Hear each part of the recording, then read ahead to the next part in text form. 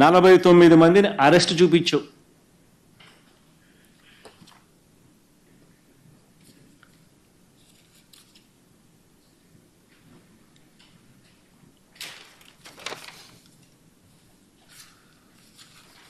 Super 6 ఏమో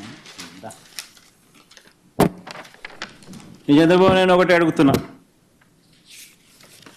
ఇదిగో నీ మోసం. ఎన్నికల వేళ నువ్వు చెప్పినావు ఇది చేస్తాను అని, ఇదిగో నీ సూపర్ 6. దీనికి కావాల్సిన బడ్జెట్ ఇది 74,000 కోట్లు. నువ్వు చేసినది మోసం కాదా? నువ్వు చెప్పినది అబద్ధం కాదా?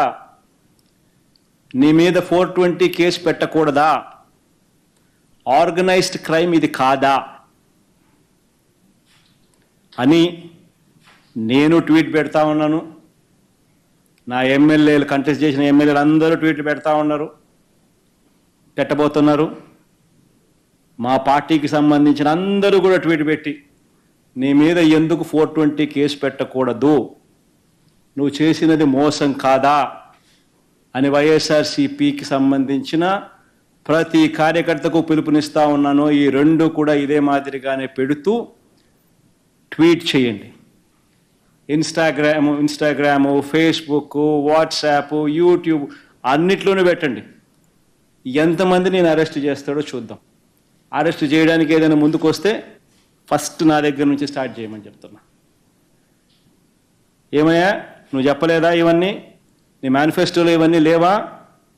నీ బడ్జెట్ ఇది కాదా?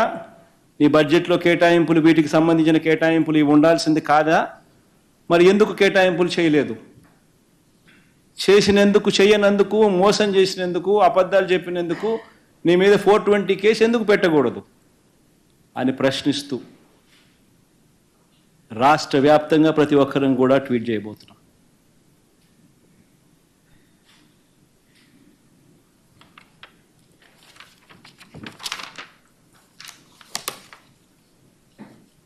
అంతే బాటలే.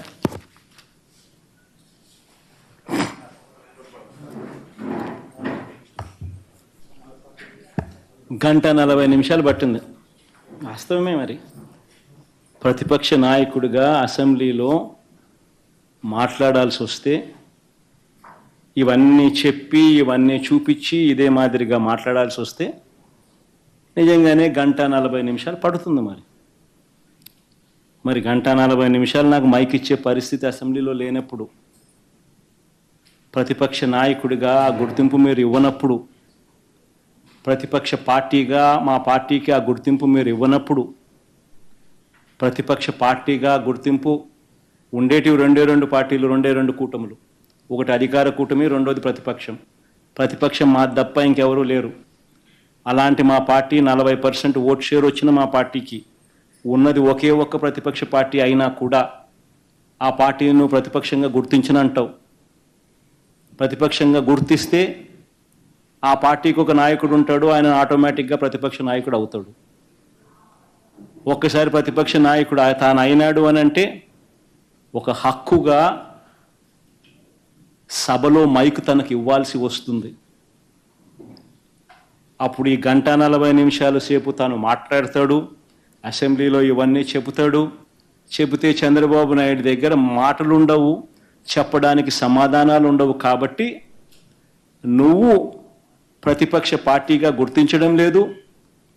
ప్రతిపక్ష పార్టీగా గుర్తిస్తే ఆటోమేటిక్లీ ఆ ప్రతిపక్ష పార్టీకి సంబంధించిన నాయకుడిని ప్రతిపక్ష నాయకుడిగా కూడా గుర్తించక తప్పదు. కాబట్టి కావాలని నువ్వు ప్రజల గొంతు వినపడకూడదు అని నువ్వు చేస్తా ఉన్న ఈ దుర్మార్గానికి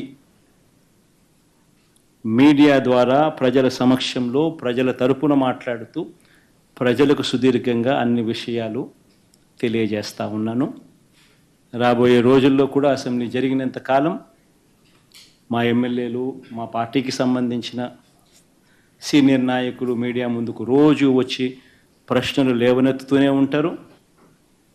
ప్రతి 3వ రోజుకో 4వ రోజుకో నేను కూడా వచ్చి ఇలా సుదీర్ఘంగా నాకే మైకు ఉంటే అసెంబ్లీలో నాకు కూడా మైక్ ఇచ్చి ఉంటే, ఇచ్చే ధైర్యం మీరు చేసి ఉంటే ఇవే ప్రశ్నలు ఆన్సర్ మీరు చెప్పవలసి వస్తుంది అని చెప్పి మీడియా ద్వారా ఖచ్చితంగా అడుగుతూ ఉంటాం.